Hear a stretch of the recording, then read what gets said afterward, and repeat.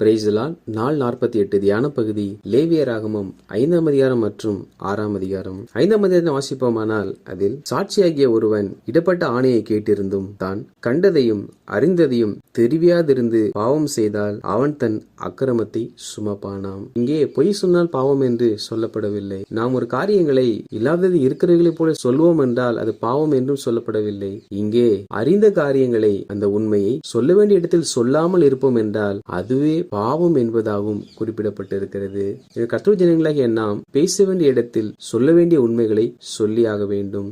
நாம் அப்படி சொல்ல வேண்டியவைகளை அறிந்திருந்தும் அதை சொல்லாமல் இருப்போம் என்றால் அந்த பாவம் நம்மேல் சுமரும் என்பதாக கர்த்தர் சொல்லியிருக்கிறார். மேலும் அசுத்தமான காட்டு மிருகத்தின் உடலையாவது, அசுத்தமான நாட்டு மிருகத்தின் உடலையாவது, அசுத்தமான ஊரும் பிராணிகளின் உடலையாவது, இவ்வித அசுத்தமான யாதொரு வஸ்துவையாவது ஒருவன் அறியாமல் தொட்டால் அவன் தீட்டும் குற்றமும் உள்ளவன் ஆவான். அல்லது இந்த அசுத்தத்தினாலாவது தீட்டுப்பட்ட ஒரு மனிதனை ஒருவன் அறியாமல் தொட்டு பின்பதை அறிந்து கொண்டால் அவன் குற்றம் உள்ளவன் ஆவான். அதாவது தீட்டானதை தொட்டால், தீட்டான மனிதனை தொட்டால் அவர்களும் தீட்டு என்பதாக சொல்லப்பட்டிருக்கிறது. கர்த்தருடைய ஜனங்களாகிய நமக்கு எந்த ஒரு தீட்டும் இல்லை. ஆனால் கர்த்தருடைய ஜனங்களாகிய நாம் தேவன் செய்யாதே என்று எவைகள் கட்டளை கொடுத்திருக்கிறாரோ அவைகளை நாம் மீறி செய்வோம் என்றால் அவைகளெல்லாம் நமக்கு தீட்டாகும். அதே போல தேவனாய கர்த்தர் எந்தெந்த மனிதர்களோடு கூட எல்லாம் நாம் ஐக்கியம் வைத்துக் கொள்ள கூடாது என்று வேதாகமத்தில் சொல்லியிருக்கிறாரோ, நாம் அவைகள் எல்லாவற்றையும் மீறி அப்படிப்பட்ட நம்மளோடு கூட ஐக்கியம் வைத்துக் கொள்வோம் என்றால் அதுவும் தீட்டு எனப்படும். அவைகள் நமக்கு குற்றமாகும். மேலும் தேவனாய கர்த்தர் மனிதர் பதறி ஆணையிடும் எந்த காரியத்திலாகிலும் ஒருவன் தீமை செய்வதற்காவது நன்மை செய்கிறதற்காவது தன் மனம் அறியாமல் தன் உதிரலினால் பதறி ஆணையிட்டு பின்பு அவனதை அறிந்து கொண்டால் அதை குறித்து குற்றமுள்ளவனாய் இருப்பான். அதாவது நன்மைக்கானாலும் தீமைக்கானாலும் பதற்றத்தினால் ஒரு மனிதன் ஆணையிட்டு பின்பு நான் அறியாமையினால் செய்தேன் என்று சொல்லுவான் என்றால் அந்த குற்றம் அவன் மேல் சுமரும் என்பதாக சொல்லப்படுகிறது. எனவே கர்த்தருடைய ஜனங்களாகிய நாம் மனம் பதறி எந்த ஒரு வார்த்தைகளையும், எந்த ஒரு ஆணைகளையும், எந்த ஒரு வாக்குறுதிகளும் பிறருக்கு கொடுக்காதபடிக்கு எச்சரிக்கையா இருக்க வேண்டும். நாம் கொடுத்த வாக்கை நிறைவேற்றாவிட்டால், நாம் இட்ட ஆணையை நாம் செலுத்தாவிட்டால் அவைகளை குறித்து நாம் குற்றமுள்ளவர்களாய் இருப்போம் என்று கர்த்தர் சொல்லியிருக்கிறார். இதையும் கர்த்தருக்கு குறிப்பிடுகிறார் என்றால், இப்படிப்பட்ட பாவத்தை ஒரு மனிதன் செய்வானானால் அவன் குற்றமுள்ளாய் இருக்கும் போது அவன் செய்தது பாவம் என்று அறிந்து கொள்வானானால் முதலாவது அவன் தான் செய்தது பாவம் என்பதை தன் நாவினால் அறிக்கையிடுகிறவனாய் இருக்க வேண்டும். மேலும் அவன் தான் செய்த பாவத்திற்காக பாவ நிவாரண பலியை கர்த்தருடைய சந்நிதியில் கொண்டு வருகிறவனாய் காணப்பட வேண்டும். அப்படி அவன் உண்மையை அறிவிக்காதிருந்த பாவத்தையும் அல்லது தேவன் சொன்ன கட்டளைகளுக்கு மீறி தீட்டுப்பட்டு தீட்டான மனிதனோடு கூட ஐக்கியப்பட்டு அல்லது மனம் பதறி ஏதாவது ஒரு காரியத்தில் ஆணையிட்டு இப்படி குற்றம் செய்வான் என்றால் அவன் முதலாவது தான் செய்தது குற்றம் என்பதை தேவ சமூகத்தில் அறிக்கையிட்டு பின்பாக அதற்கு பலி செலுத்துகிறவனாய் காணப்பட வேண்டும். அப்பொழுது அந்த பாவம் அவனுக்கு மன்னிக்கப்படுமாம். இது பழைய ஏற்பாடு காலமாய் இருந்தபடியினால் அங்கே பலி செலுத்தப்பட்டது. நாமோ இவ்விதமாய் தவறு செய்வோம் என்றால் நாம் பலி செலுத்தாமல் நாம் அவைகளை தேவ சமூகத்தில் அறிக்கையிட்டு ஆண்டவராகிய இயேசுவிடத்தில் மன்னிப்பு கேட்கிறவர்களாய் காணப்பட வேண்டும். காரணம் நமக்காக அவர் சிலுவையில் பலியானார். மேலும் ஒருவன் கர்த்தருக்குரிய பரிசுத்த வஸ்துக்களில் குற்றம் செய்து அறியாமையினால் பாவத்திற்குட்பட்டால் அவன் தன் குற்றத்தின் நிமித்தம் பரிசுத்த ஸ்தலத்தின் சேக்கல் கணக்கின்படியே நீ அவன் மேல் சுமத்தும் அபராதம் எவ்வளவோ அவ்வளவு வெள்ளி சேக்கலை பெறும் பழுதற்ற ஒரு ஆட்டுக்கடாவை குற்ற நிவாரண பலியாக கர்த்தருடைய சந்நிதியில் கொண்டு வர கடவன். அதாவது ஒருவன் கர்த்தருடைய காரியங்களில் குற்றம் செய்வானானால் அவனுக்கு அபராதம் செலுத்த வேண்டும் என்பதாக சொல்லப்பட்டிருக்கிறது. கர்த்தருடைய காரியம் என்றால் தேவனுடைய ஊழியத்திற்கு எதிராக ஒருவன் செயல்பட்டு கர்த்தருடைய ஜனங்களுக்கு விரோதமாய் ஒரு மனிதன் எழும்பி சபைக்கு விரோதமாய் ஒருவன் எழும்பி கர்த்தருக்கு செலுத்தப்படுகிற காணிக்கையை வஞ்சித்து தேவனுடைய சித்தத்துக்கு விரோதமாய் செயல்பட்டு தேவன் மனிதனுடைய வாழ்க்கையில் செய்கிற திட்டத்துக்கு விரோதமாய் ஒருவன் எழும்புவான் என்றால் அவன் தேவனுக்கு விரோதமாய் குற்றம் செய்கிறவனாய் இருக்கிறான். இப்படிப்பட்டவனுக்கு அபராதம் செலுத்தப்படுமாம். அக்காலத்தில் செய்த குற்றத்திற்கு அபராதம் செலுத்தினார்கள். இந்த நாட்களிலோ கர்த்தருக்குரியவைகளில் ஒரு மனிதன் குற்றம் செய்வான் என்றால் தேவன் அவனுக்கு தண்டனை கொடுக்கிறவராய் இருக்கிறார். இது நிமித்தமாக பொருளாதார இழப்பு, சரீரத்தின் சுகவீனங்கள் ஏற்படக்கூடும். எனவே கர்த்தருடைய ஜனங்களாகிய நாம் தேவனுடைய காரியங்களில் எந்த ஒரு குற்றமும் செய்யாதபடிக்கு தேவனுக்கு எதிராக தேவனுடைய ஊழியத்தில், தேவனுடைய சபையில், தேவனுடைய காணிக்கை எது ஒன்றிலும் நாம் எந்த ஒரு குற்றமும் செய்யாதபடிக்கு நம்மை காத்துக் கொள்ளுகிறவர்களாய் காணப்பட வேண்டும்.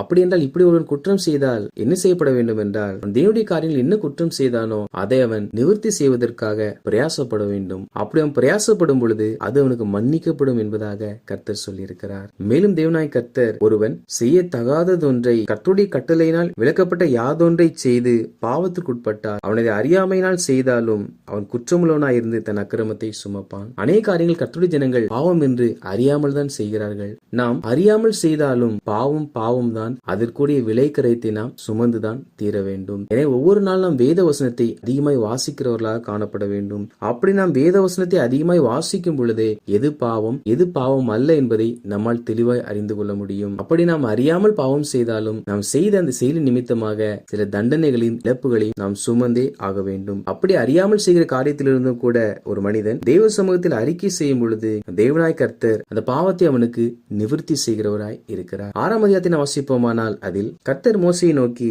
ஒருவன் கர்த்தருக்கு விரோதமாய் அநியாயம் செய்வானானால் என்பதாக சொல்லுகிறார். முன் பாவத்தை குறித்து பார்த்தோம், ஆனால் இதில் கர்த்தர் அநியாயம் என்ற ஒரு வார்த்தை குறித்து சொல்லப்பட்டிருப்பார். இதெல்லாம் அநியாயம் என்றால் இவைகளில் சில அநியாயமான செயல்கள் எழுதப்பட்டிருக்கின்றன. எதுவெல்லாம் அநியாயம் என்றால் தன்னிடத்தில் கொடுக்கப்பட்ட பொருட்களை ஏமாற்றி வைப்பது, கொடுக்கல் வாங்கல் விஷயத்தில் பிறனை ஏமாற்றுவது, தன் அயலானுக்குரிய பொருட்களை மாறாட்டம் பண்ணுவது, பிறனுக்குரியதை கட்டாயப்படுத்தி அபகரித்துக் கொள்வது, பிற மனிதனுக்கு நெருக்கத்தையும் உபத்திரவத்தையும் உண்டாக்குவது, பிறனுடைய பொருட்கள் காணாமல் போனதை கண்ணார கண்டு நான் அதை பார்க்கவில்லை என்று மறுதளிப்பது, பொய்யானை இடுவது, இவை அனைத்தும் அநியாயம் என்பதாக சொல்லப்பட்டிருக்கிறது. இப்படி ஒரு மனிதன் அநியாயம் செய்வான் என்றால் அவன் தன் பாவம் மன்னிக்கப்படும்படிக்கு என்ன செய்ய வேண்டும் என்றால் தான் பிறனுக்குரியதை கட்டாயப்படுத்தி எடுத்துக்கொண்டதை, பிறனுக்கு உபத்திரவத்தை கொடுத்து அவனிடத்திலிருந்து அபகரித்ததை, தன் வசத்தில் ஒப்பு கொடுக்கப்பட்டதில் ஏமாற்றினதை, பிறனுடைய பொருள் காணாமல் போனதை கண்டெடுத்து பொய்யானையிட்டு சம்பாதித்ததையும் அதற்கு உரியவனிடத்தில் கொடுக்க வேண்டுமாம். பின்பு தேவ சமூகத்தில் குற்ற நிவாரண பலியை செலுத்த வேண்டுமாம். அப்பொழுது இந்த பாவம் அவனுக்கு மன்னிக்கப்படுமாம். அதாவது பாவம் செய்தவன் மன்னிப்பு கேட்டால் அந்த பாவம் மன்னிக்கப்படும். அவன் அநியாயம் செய்தவன் அவன் மன்னிப்பு மாத்திரம் கேட்காமல் அவன் அநியாயம் செய்து பெற்றுக்கொண்டவைகள் எவைகளோ அவைகளை அவன் எந்த நபரிடத்திலிருந்து பெற்றுக்கொண்டானோ அந்த நபரிடத்தில் கொடுக்கிறவனாய் காணப்பட வேண்டும். அப்படி என்றால் நாம் பிற மனிதனுக்கு விரோதமாய் ஏதாவது ஒரு காரியம் செய்வோம் என்றால் அதற்கு பெயர் அநியாயம் என்பதை இந்த வசனம் வாசிக்கும் போது நம்மால் அறிந்து கொள்ள முடிகிறது. எனவே அநியாயம் செய்து ஏதாவது ஒரு காரியத்தை நாம் பெற்றுக்கொண்டிருப்போம் என்றால் அது மன்னிக்கப்பட நாம் பெற்றுக்கொண்ட வஞ்சித்து வைத்த அந்த காரியத்தை நாம் அந்த நபரிடத்தில் கொடுத்து பின்பு மன்னிப்பு கேட்டால் மாத்திரமே தேவன் அதை மன்னிக்கிறவராய் இருக்கிறார். மேலும் கர்த்தர் மோசேயை நோக்கி, பலிபீடத்தின் மேலுள்ள அக்கினி எரிந்து கொண்டே இருக்க வேண்டும், அக்கினி அவியாமல் எரிந்து கொண்டு இருக்க வேண்டும், பலிபீடத்தின் மேல் அக்கினி எப்பொழுதும் எரிந்து கொண்டு இருக்க வேண்டும் என்பதாக சொல்லுகிறார். இது மூன்றும் ஒன்றை போல காட்சியளித்தாலும் மூன்றுக்கு வெவ்வேறு அர்த்தங்கள் உள்ளன. அக்கினி எரிந்து கொண்டே இருக்க வேண்டும் என்றால் கர்த்தர் ஜனங்களாகிய நாம் ஆவியானவரோடு கூட இருக்க வேண்டும். அக்கினி அவியாமல் இருக்க வேண்டும் என்றால் கர்த்தர் ஜனங்களாகிய நாம் ஆவியானவரை விட்டு விலகாமல் இருக்க வேண்டும். அக்கினி எப்பொழுதும் எரிந்து கொண்டிருக்க வேண்டும் என்றால் கர்த்தர் ஜனங்களாகிய நாம் எப்பொழுதும் ஆவியில் நிறைந்தவர்களாக காணப்பட வேண்டும். எனவே நாம் ஆவியானவரோடு இருந்து ஆவியானவர் விட்டு விலகாமல் எப்பொழுதும் ஆவியில் நிறைந்த ஒரு அனுபவத்திற்குள்ளாக காணப்பட வேண்டும். அப்பொழுது நம்முடைய வாழ்க்கை முற்றிலும் பிரகாசம் உள்ளதாய் மாறும். மேலும் இதில் வாசிப்போம் என்றால் போஜன பலியின் பிரமாணம் என்பதாக சொல்லி இஸ்ரவேல் ஜனங்கள் படைத்த பலிகளை குறித்து சொல்லப்பட்டு இருக்கிறது. இது எதற்கடையாளமா இருக்கிறது என்றால் கர்த்தருடைய ஜனங்களாகிய நாம் திருவிருந்தில் கலந்து கொள்ளும் பொழுது நாம் செய்கிற போஜனத்தை காண்பிக்கிறது. இந்த போஜன பலியை ஞாபகக்குறியாக பலிபீடத்தின் மேல் கர்த்தருக்கு சுகந்த வாசனையாக தகனிக்க வேண்டுமாம். நாமும் கூட திருவிருந்தை கர்த்தர் நமக்காக மரித்ததை ஞாபகப்படுத்தும்படிக்கு அதை ஆசரிக்க போஜன பலியை ஆசரிப்பு கூடாரத்தில் அவர்கள் புசிப்பதை போல நாம் திருவிருந்திற்கென்று ஆலயத்தில் வைத்து அப்பம் புசிக்கிறோம். இந்த போஜன பலி மகா பரிசுத்தமானது போல நாம் ஆசரிக்கிற இந்த பந்தி பரிசுத்த பந்தியா இருக்கிறது. மேலும் அவைகளை தொடுகிறவன் எவனும் பரிசுத்தமாய் இருப்பான் என்று சொல்லப்பட்டபடியே கர்த்தருடைய ஜனங்களாகிய நாம் அந்த பரிசுத்த பந்தியில் கலந்து கொள்ளும் பொழுது நாம் பரிசுத்தமாக்கப்படுகிறோம். எனவே இஸ்ரவேல் ஜனங்கள் போஜன பலியை செலுத்தினதை போல நாம் திருவிருந்தை ஆசரிக்கிறோம். வாசித்த இந்த அதிகாரிகளின்படி கர்த்தர் ஜனங்களாகிய நாம் எல்லா இடங்களிலும் அறிந்த உண்மையை பிறருக்கு தெரியப்படுத்தி தேவன் செய்யாதே என்று சொன்ன காரியங்களை செய்து தீட்டுப்படாமல், தேவன் ஐக்கியப்படக்கூடாது என்று சொன்ன மனிதரோடு கூட ஐக்கியப்படாமல், அறியாமையினால் பதறி எந்த ஒரு ஆணையும் இடாமல், கர்த்தருக்குரிய காரியத்தில் எவை ஒன்றையும் அபகரித்து குற்றம் செய்யாமல், கர்த்தர் செய்யக்கூடாது என்று சொன்ன எந்த ஒரு காரியங்களையும் செய்யாமல், நம்மிடத்தில் ஒப்புக் கொடுக்கப்பட்ட பொருட்களிலோ அல்லது கொடுக்கல் வாங்குதலிலோ அல்லது அயலானுடைய காரியங்களில் மாறாட்டம் பண்ணாமலும், பிறனுடையதை பலவந்தமாய் அபகரித்துக் கொள்ளாமல், யாருக்கும் இடுக்கண் செய்யாமல், பிறருக்குரியவைகள் காணாமல் போனால் அதை அறிந்து மறுதலிக்காமல் மறுதலிக்காமல், பொய்யானை இடாமல், யாருக்கும் அநியாயம் செய்யாமல் வாழ்வோம். அப்படி நாம் வாழ்வோம் என்றால் நிச்சயமாக ஆவியானவரோடு, ஆவியானவரை விட்டு விலகாமல் எப்பொழுதும் ஆவியானவருக்குள் நம்மால் வாழ முடியும். ஆண்டவரே கர்த்தர் தாமே அப்படிப்பட்ட ஒரு வாழ்க்கை வாழ நமக்கு கிருபை தருவாராக. ஆமேன்.